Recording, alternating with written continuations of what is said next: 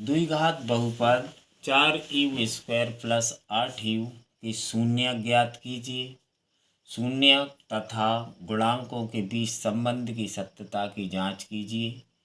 ये सवाल class 10th के लिए परीक्षा की दृष्टि से मोस्ट है। तो सबसे पहले हम 4u² प्लस 8u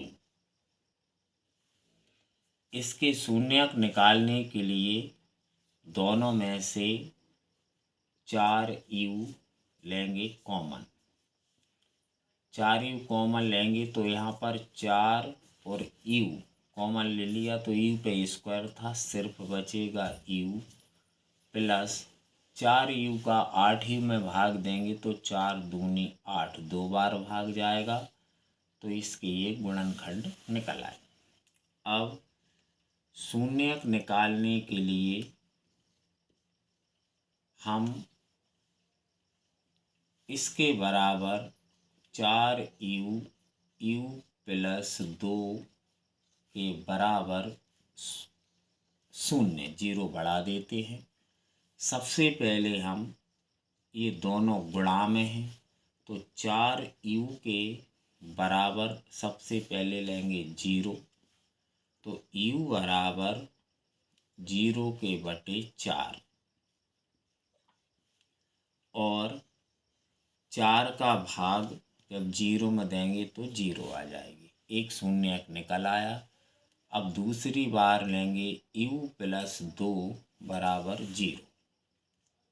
जब u प्लस 2 बराबर 0 तो u बराबर 2 उस साइड जाएंगे माइनस के हो जाएंगे, तो हमारे दो शून्यक निकल आए।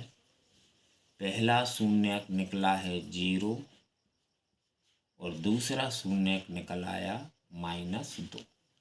अब हम शून्यकों तथा गुणांकों के बीच संबंध की सत्यता की जांच करेंगे। सत्यता की जांच करने के लिए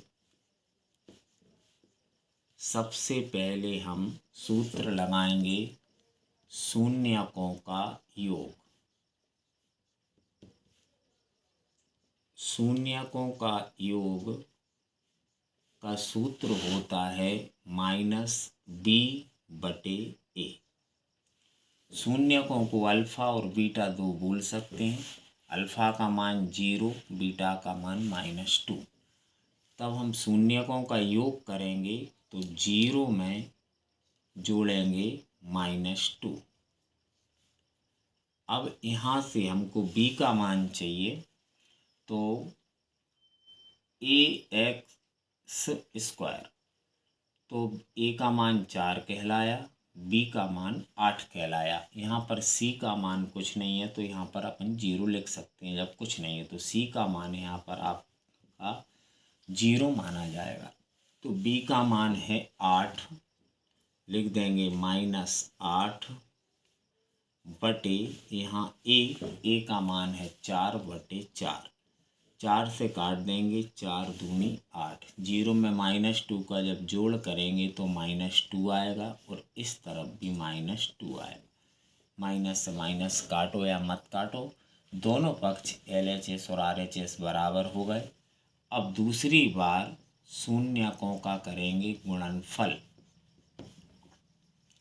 शून्यकों का गुणनफल करने के लिए सूत्र लिखना पड़ेगा c/a।